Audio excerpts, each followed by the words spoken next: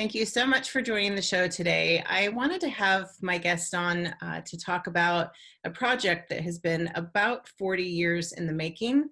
And it's a beautiful idea, a wonderful idea that serves children. And yet it's something that she struggled to keep going because of funding. So I wanted to talk with her in detail because sometimes we have a really good idea that doesn't necessarily get the funding it needs. And I wanted her to give some advice to people who might be trying out new things as well and seeing how you can keep that dream going, even if it requires starting yet another project to fund the one you thought of in the first place. So please welcome Gina Meyer. Thank you for being here, Gina. Hey, thanks, Lisa, for having me on your show. I appreciate it. Yeah, we haven't chatted in about a decade, we figured out, and your story so holds true. So I wanted to have you back. I think you were on my radio show probably 12 years ago or something, and you're still working hard. You are the founder of Owie Bow Wowie. Did I say it right? You did. You did a good job. Thank you. I'm sure people cut that up pretty good, chop that up. And so we'll talk a little bit about the challenges you've had over the years. But first, let's just introduce yourself. I know you're in Northern California, and tell us a bit about how you came up with the idea and just where it originated from.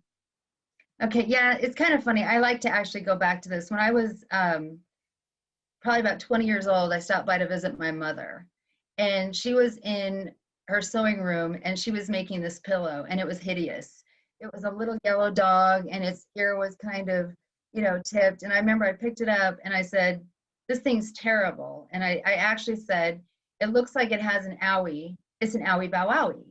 And she made, we kind of laughed at it. At that point, you said that name? Yeah, I said the name. But after that, I kept saying, I'm going to make an Owie Bow Wowie. And I didn't know what it was.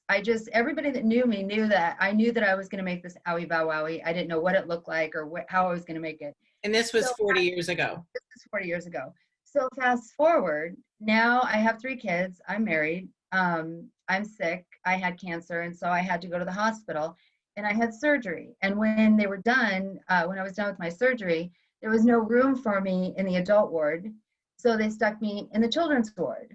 And I was in this hospital room, and I was to the right, and this little girl was to the left, and she had brain surgery. So her head was wrapped. And for about 3 days, I sat there or laid there, and I noticed that nobody came to see her. She had no visitors. She was just like all alone. And so on the 3rd day, this nurse walked in and brought her this stuffed dog. And she looked at it, she took one look at it, and she went like this, and she chucked it across the room. Well, me being a mom of 3 kids, I've never seen a child throw any kind of toy, especially one that hasn't had one visitor, right? So what I did was I got out of my bed, I grabbed my little IV, I walked to the corner of her bed, I picked up the stuffed animal, I brought it back to her, I sat on the corner of her bed, and I said, honey, what's wrong? And she looked at me and she said, it's not mine, it's broken. Because back in the day, we're talking 30 years ago, back in the day, you could actually donate stuffed animals that belonged to somebody else. You can't anymore because of all the rules and regulations, but back then you could. And so I looked at it, and sure enough, its little ear was ripped, and it happened to be a stuffed dog. And I looked over, and on the bed, on the counter next to her was this perfectly unwrapped gauze. And so I grabbed the gauze and I started wrapping its little head. And that was the moment. That moment changed everything. And I said, honey, it's not broken. He has an owie like you. It's your Owie Bow Wowie. And I wrapped it. I gave it to her. She took it. She received it. It was hers. And then a couple hours later, the nurse came in, and I called her over to me. I said, can you come over here? I want to talk to you. And I said, tell me about this little girl. Why hasn't anybody come to see her? And she said, oh, Gina, she's a ward of the state. She said, this is unfortunate. It doesn't happen all the time, but sometimes children get adopted, and not that the parents don't love them, but they don't always have that same connection to them. So they get them their medical care, but a lot of them have other foster kids that they're dealing with that they can't come and visit the one that's in the hospital. So she basically just started telling me the numbers of kids that had life-threatening illnesses that had no family or friends that were able to visit them. And so that changed me. That was it. That was a moment that I knew what Owie Bow Wowie was. So that's This is actually important positive. back in the years before HIPAA, when someone could actually tell you about the patient lying in a bed next to you, or if that happened today, you wouldn't even Oh, have that information. So you no. think back to when the circumstances that made a regular adult room too crowded for you. Right. And we can never question why things happen, right? Because you ended up next to this little girl, That's and right. Owie Bow Wowie was born in that moment. So that's just a real good example of your heart and just paying attention to what's happening in the world and those opportunities when you have for a great change. So let's take a quick break. When we come back, I want to talk more details about what happens next. I mean, you have this idea, right? I We all have do. great ideas, and then you got to bring them to fruition, which is a whole other experience. So we'll That's take a right. back break. We're talking with Gina, and she is the founder of Owie Bow Wowie. We'll be back in just a moment.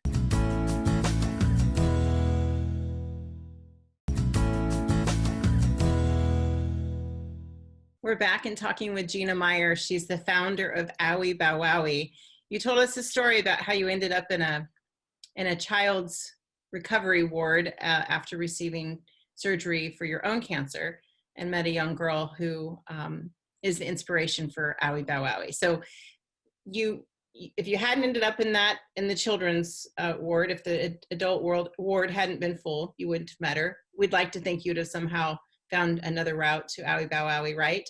But so Yeah. Oh, now yeah. you knew that you wanted to make this since for many years.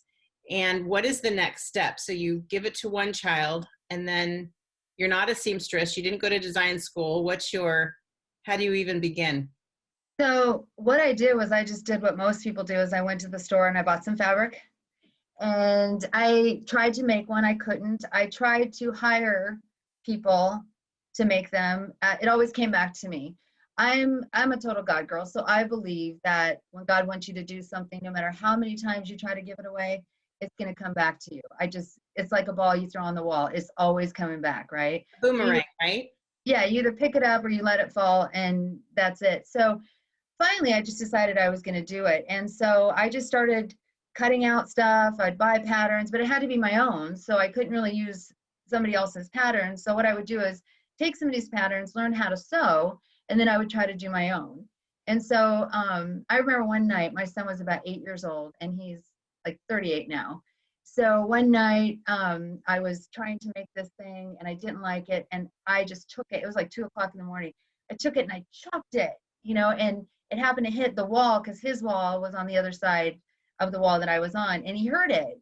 And he comes up, and I'm almost crying, and he's like, "Mom, I can still see him kind of doing the little eye thing, And he goes, "What's wrong?" And I said, "I can't do this, Glenn. I can't do this. Like, I want to make this darn dog, and I don't know how to do this, And he walked over, and he picked it up, and he brought it back to me. He said, "Keep going.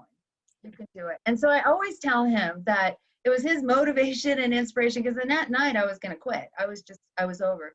So And the thing finally, that people don't realize too, just in terms of the design, is I've designed pillows for a company that I owned years ago, and there's an architecture. The right, dog's head has to be able to sit up properly, and the arms have to make sense. And I can't even draw, so let alone trying to create a stuffed animal that looks like a dog, feels like a dog, and can hold itself up like a dog is no right. easy task. It's not simple. No, no, it's not. And finally, I was able to design one that I like personally, and it was this one. Mm-hmm. So it was made out of fleece, and he had a little band-aid and this, and then I had the little logo that I had drawn. And so what happens is, at the time, actually, when I started doing this, I was going through a divorce. And so I was working all the time. And so what I would do is I would make one and then I donate them. I'd make one and I donate them. And one night I get a call from a hospital in Sacramento that said, "Hey, are you the lady that makes these little dogs for kids that are alone in the hospital? I have a little girl. We don't know how long she's going to make it, but could you please make her one?" And I said, "Okay, when I get home from work today, I will do it." Well, that night happened to be a really bad night for me. And my girlfriend said, "Look, Gina, I know you're always trying to do these things for people that are going through stuff, but can I take you out and then you can do it tomorrow?" And I said, "Okay, okay." So I did. I went out with her and I didn't make it. And the lady called me and said, "Hey, where are you?" The nurse. And I said, "You know what? I'm so sorry. She goes, are you going to do this or not? And I said, yeah, I'm on it. So that night I came home. I was up all night making this Owie. This is the one, right? And so in the morning, I finished like 6 o'clock in the morning. I had to be at work. So I got up, I drove him. I actually buckled him in the seatbelt, and he came with a blanket and a carrying case too. So, and we drove down there. I got to the hospital. I went up to the floor. I'm holding Owie in the little case. The nurse happens to see me holding this dog. And all she does is she walks right past me and says, you're 20 minutes too late. Oh. The little girl had passed away. And I remember at that moment, now God used it. I mean, that was going to happen whether I got it the day before or whatever. It took me a while to not forgive myself for that. But that's when I realized that I could not do it. I could not physically work full time, take care of my kids, and make these Owies. So And that's how long did it take you to make just one? That's the other thing. oh my God. Okay, so he came with a carrying case, and it took me like 10 hours Right. to make one. You know, I mean, yeah. I mean, you got to figure out how to duplicate yourself. And I'll tell you, that's a hard thing to do too, because really good seamstresses are hard to come by. Yes. There's appeal to people. Like what I did with my company is that I found independent contractors, people who were doing, you know, sewing jobs anyway, Right. that kind of thing. That's how I started out. But it's very difficult to get them something like what you're trying to create, have it done well, right, and then have it duplicated over and over. So what was your solution for that? My solution was to find a manufacturer. Mm-hmm. And that's what It's I also did. hard to do. Oh, you have no idea. I won't even get into that story. It took me 4 manufacturers. Yeah. And now I'm actually with a new manufacturer because of my new thing. But what I ended up doing was I ended up designing a different Owie Bow Wowie. And what happened was, because I had been in hospitals and started to get really close to the child life directors, I started to realize that he was more than a toy. So when you said there has to be placement, there has to be, you know, there has to be a thing. So if you look at Owie's eyes, okay, he's developed, so when a child holds him and looks down, his eyes are looking up at you. And no matter where you sit him, he's always looking at you. Mm-hmm. So, and it had to do with the 2 dots. I mean, just the where you put them is just amazing, right? And then he had to be wide enough so if a child had open heart surgery or something, they could hold him and cuddle him and cough, you know, because you know how you have to use a pillow. I've had adults that have used them. Now his hands are filled with beanies. So if the kids have physical therapy, you know, that they need to use, then, you know, he can be used for things. So now he's look at the evolution. Look at how will you hold up the other one next to it? Oh gosh, I know. It's kind of like anything we do at the beginning, and then we're like, oh my goodness, if anyone realized how far it's come. But look at the difference. Aren't you so proud of yourself for coming that far with it? I know how hard it was. Let's take a break. When we come back, we want to talk about the funding issues that you had, the ideas that you had for distribution, and the ongoing challenges you have to get Owie Bow Wowie into the hands of children who really, really, really, really need him. Okay. So let's take a break. When we come back, we'll finish up talking with Gina. The company, the dog is Owie Bow Wowie, and they can find it at OwieBowWowie. It's actually I Love Owie. iloveowie.org, right? Mm-hmm. Okay, we'll come back in just a moment.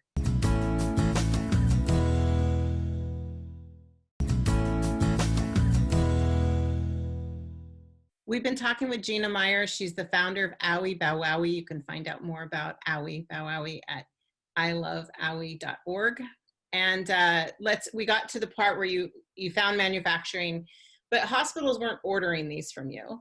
So you now have a way to distribute them in larger masses, but you don't have the funding to make sure every child who needs one gets one. So what are some of the things that you came up with over the years that enabled you to, the funding just ran out, right? You used a lot of resources.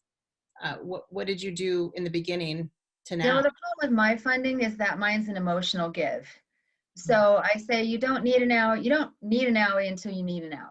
Mm-hmm. So, and a lot of people don't like to talk about ill children. I understand that. And so as I was building Owie, I would get great momentum and have donors, and then Katrina would hit, or any natural disaster would hit. And of course my donors would say, Gina, I want to give to this, but I need to go build this home, which I completely, I completely honor. And now too, I mean, everybody has a nonprofit. And I love that because I think we should all give to where our heart is, right? So with my thing, my goal is to have an owie on every bed when a child is admitted into a hospital. So that way, when they get there, they automatically have a friend and they feel like they're not alone. So one of the things that I did was I created little owie. So you have big owie and then, little owie. And I tried doing that for a while, but what I realized is that people, when they thought of owie, they thought of owies going to the hospital. So that quite didn't work quite as, that I wanted to. So I took about a year and a half off, and by accident, I designed a new toy. And so this isn't the one that we're using. This is a prototype, but this is the Tooth Furry. Mm-hmm. See? And so the other one, this one doesn't have any fur. This was the first one. What happened is my grandson, who's 5, got a hold of the new one that we're using, and he won't let him go. He is in love with him. He takes him to school. He rides. I mean, it's the cutest thing ever. I get pictures every day of him in the Tooth Fairy. So what this is Owie's like little friend, right? And they have actually the same eyes, so it's the same kind of thing. But and he's got the little thing on the back, but he has a secret pocket in his chest. And so what he's going to do is he's going to keep a child's tooth safe until the tooth fairy arrives to get it, kind of thing. So what I'm going to do is, this is a business of, it's called the Tooth Fairy and Company, and with the proceeds, the profits that we make off this, we're giving a large percentage back to Owie Bow Wowie and friends. So I just decided to fund my heart. Figure out a way, right? Yeah. So you're going to use crowdfunding for the Tooth Furry. We are, yeah. Because what made you decide to go with crowdfunding? I mean, it's a great idea. How did you come to that? We just decided that, number one, when you're starting a business, especially in COVID and different things like that, I personally have over $100,000 of my own money into Owie that I will never recoup because it was part of giving. Whenever you start something, I had to give 20,000 of these to the hospital to make sure that there was a need for them, because before I started giving, people just weren't giving like that. Now we have a whole bunch of people over the last all these years that are giving. So I love it, right? But with this, we just decided that that we would just see, it's almost like a test market, too, to see if people, there are 30,000 kids a day, children that lose a tooth a day. So, there's good numbers there if you're starting a business, kind of thing. And we're kind of going to share them kind of like the elf on the shelf, that, when he has a tooth in his pocket, he comes alive, and, he can get into some mischief while the kids are sleeping and they can go find him. So there's a whole little, storyline that goes behind him. And then when this works, I have a line of over 100 comfort toys that I have designed in the last 20 years. So it's important to you then to show that it can be done. You're going to find a way. Yes. You feel like you've run out of funding options, so you're creating your own. Well, it's not just that. I just don't want to work like that anymore. When I was doing Owie and we were successful, we had commercials on ABC News. We had people like John Snyder, Vince Neil, Motley Crue. It was wonderful, but I was doing fundraisers, and if you've ever done one fundraiser, it's a lot of work. And I'm almost 60, and I have grandkids now and a husband who has, that I would like to spend time with. So at this point, I would just like to figure out a creative way to fund what I won't stop doing until I no longer can do anything. And I would like it to be successful. And so how can I hand off my legacy and make one thing fund the other thing, so that even after I'm gone, it's still continuing to comfort kids. So I had to look in the long run, how can I take me out of it and make it successful? And this was the only way that I could figure out, how to do that. So I'm super excited. Well, it's a brilliant idea. So how long until you launch the Tooth Furry and that whole project? We're launching it in July. July. And how will people find that? If they go to the toothfurry.com, all they have to do is sign up for a newsletter, and we'll let them know when we launch it and things like that. So yeah, I'm super excited. Yeah. Well, I'm proud of you for finding a way. There's always a way. And what would be your advice then for people who are watching? Because I think that sometimes even just one of the reasons that I started learning how to create logos and websites and things is I'd have an idea and I'd have to spend a few $1,000s just to create the branding to go out and see if anyone wanted what I had to offer. So Right. for me, that was something that I had to overcome just so that I wouldn't, stifle these ideas because of, the step A, B, and C that I wanted to get to the next step. So for people Right. who are watching, who have ideas, who don't know about funding, I know a lot of times I get asked regularly, like, oh, I think I want to get a patent. And I think, well, you don't. No, you don't. Be first to market. That's a better idea these days. A design patent is a lot different than a utility patent, but people Right. ask me for this advice on a regular basis with just some of the things that I've created. So what is your advice for someone who has an idea that doesn't have the resources to go and protect that idea and just to go and do it? Because we get so bogged down with the details that we often don't see things through because it seems too hard. Well, yeah, I think the number one thing for me is, number one, I wish I would have listened to more people. My product was very personal. And I think that's the biggest thing that happens to people when you design something and you have a heart for it, right? You're so protective over it that sometimes you miss an opportunity because you're a little prideful. I mean, not that I felt that way, but I look back now because I'm older and I'm wiser. Nobody was going to tell me what to do or how to do it. And now I'm starting to do all the things that everybody told me to do, And so it's okay because you have to grow with it. And I wouldn't trade this journey for anything. But I think, number one, do your best, do what you can do. And then if you can't do something, go find somebody else that can help you do. I have trademarks on my stuff, but I don't protect things. I mean, I protect them, but everybody knows Owie's mine. Mm-hmm. I've been doing them for so long. And I think that's like a child, when you do it and people know you. I could walk into a courthouse tomorrow with 1 million people and they would all say, Owie belongs to Gina. So don't be fearful of that. Don't concentrate so much on saving him that you don't let him go. Right. If you're trying to hold him for yourself, then how do you get to share him in that way? That's actually really good advice. If you're holding on too tight to an idea because you don't want someone to take it, well, then what good is that? It's just for yourself. How do you share that? Exactly. Yeah. And just surround yourself by, like-minded people and do the work. I mean, it's work. And some days it's not fun. I mean, more days it's not fun than it is fun. And I'm being honest, just right now my website wasn't working, so, I mean, you just I won't stop no matter what. The ship's going down, we're paddling. So I think you need to find that one thing that nobody can talk you out of. And then you'll get there eventually. That's really good advice. Really good advice. That's good advice. Well, thanks for sharing your story. And for people who want to be part of helping fund Owie Bow Wowie, you'll go to thetoothfurry.com for more information. You're launching the crowdfunding campaign next month. So let me know how it goes. We'd love an update, 6 months down the road or something. Let us know how it's going and how we can be of help. Thank you. Well, I appreciate that. You're welcome. So good to see you. You too. I'll see you soon. Yes. Take care. Thanks. Bye.